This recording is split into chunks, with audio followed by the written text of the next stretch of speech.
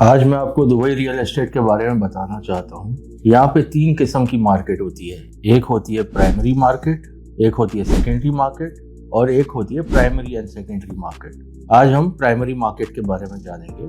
Primary market ये होती है जो ऑफ प्लान हो गया है, अंडर कंस्ट्रक्शन, जो आप डेवलपर से डायरेक्ट खरीदते हैं। इसमें जो डॉक्यूमेंटेशन होते हैं ये होता है एक बुकिंग फॉर्म, जो कि आप 5% से 10% पेमेंट पे आपको साइन करना पड़ता है डेवलपर के साथ। उसके बाद आप पे करते हैं 20% down payment plus 4% Dubai land department का।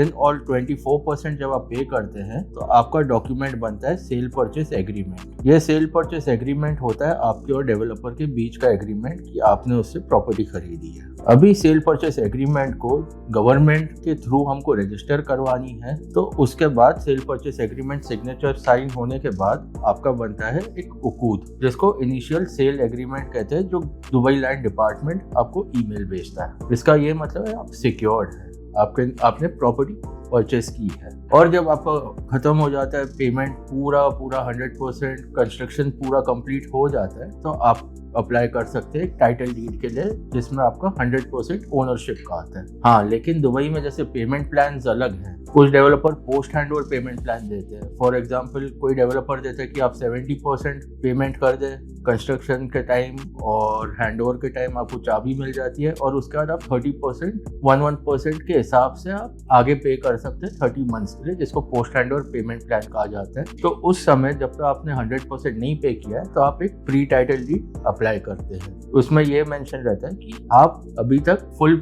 ओनर नहीं है, लेकिन ये प्रॉपर्टी आपके नाम पे ही है। तो ये रहा हमारा प्राइमरी मार्केट पूरा।